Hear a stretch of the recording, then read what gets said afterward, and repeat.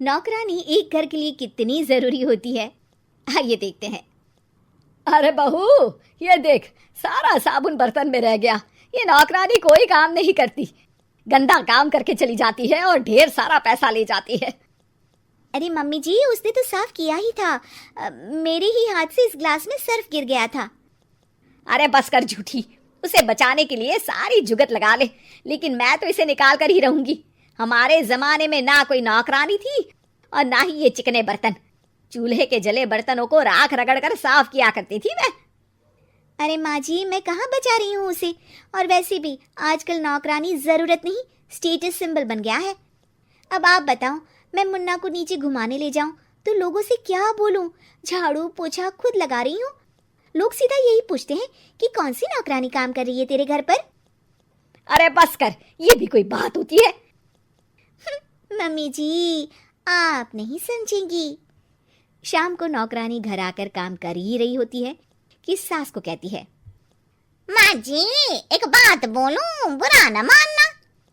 अरे वैसे तो मुझे तेरी शक्ल ही पसंद नहीं है, बात क्या खाक पसंद आएगी। अरे माँ जी, सुन तो लीजिए क्या कह रही है।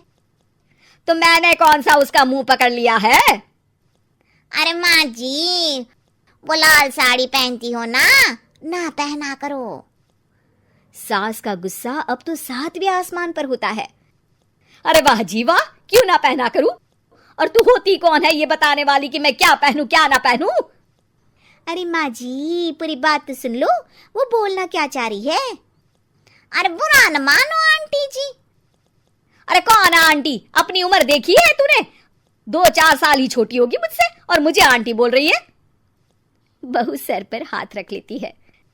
अरे अच्छी खासी उम्र दराज हो और आंटी ना बोलूं? मैं तुम्हारी बहू से भी 4 साल छोटी हूँ। क्यों दीदी? बोलती भी क्या, एक तरफ सास यानी पति की माँ, तो दूसरी तरफ नौकरानी जिसके बिना घर का काम नहीं चल सकता। वो दरअसल माँ जी की शादी में बहुत जल्दी हो गई थी ना। अच्छा ये झगड़ा छोड़ो, ये बताओ तुम माँ जी को लाल साड़ी पहनने से क्यों मना कर रही हो? वो ना, इनकी उम्र की सारी औरतें सोसाइटी में इनके लिए बात करती हैं कि तुम्हारी सास बुढ़ी घोड़ी लाल लगाम है। बहू को ये सुनकर गुस्सा आ जाता है। अरे वाह वाह, कौन बोलता है जी? खुद क्या है यहाँ की औरतें, बाल सफेद लेकिन टाइट जींस और कोई कुछ भी पहने। अरे पहनना हमारा निजी हक है, किसी को कुछ हक नहीं बनता कि वो मेरी सास के लिए कुछ बोले। मैं आज ही जाकर माँ जी के लिए लाल जींस लेकर आऊंगी, फिर देखो कोई क्या बोलता है। अरे चुप लाल जींस। अरे सुन नौकरानी की बच्ची, जाकर बोल दे उन लोगों से कि उन लोगों की तरह मैं उड़ती नहीं फिरती हूँ घर बार छोड़कर। अपने बच्चों और नाती पोतों में मन लगाती हूँ, ना कि सारा दिन ताश के पत्तों में आंख गड़ाकर 3 पत्ती खेलूं। नौकरानी वहां से चली जाती है। वैसे बहू, नौकरानी के क्या फायदे हैं ये तो पता नहीं, लेकिन सबसे अच्छा तो ये कि पता चल जाता है कि कौन किसके लिए क्या बोल रहा है। सोसाइटी में तेरा नौकरानी रखने का इरादा बिल्कुल ठीक था। अगले दिन उन लोगों के घर की बेल बजती है।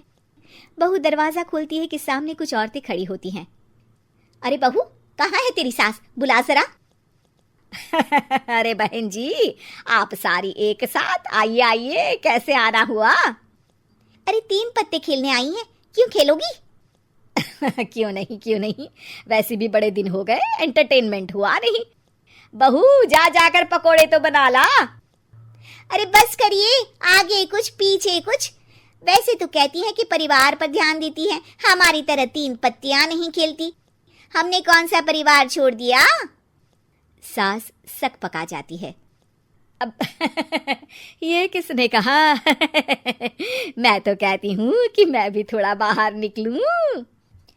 आपने ही तो कमला नौकरानी से ये सारी बात की थी। सास और बहू को अब सारी कहानी समझ आ जाती है कि सोसाइटी की औरतें क्यों भड़क रही हैं। माफ करिए आंटी, मैं छोटी हूँ, लेकिन फिर भी पहले तो आप लोगों ने माँ की लाल साड़ी का मजाक उड़ाया था ना। हाँ उड़ाया था, लेकिन उससे पहले तो तुम लोगों ने हमारी जीन्स के बारे में बात की थी। अरे क्यों ना पहने हम जीन्स, तुम्हारे पैसों की थोड़ी ना है। सास और बहू सर पकड़कर बैठ जाती है। देखा बहू, ये खेल कर गई तेरी नौकरानी। यहाँ की बात वहां तो वहां की बात यहाँ। दोनों किसी तरह औरतों को समझा बुझाकर घर भेजती है और कसम खाती है कि नौकरानी को नौकरानी ही रहने देंगी।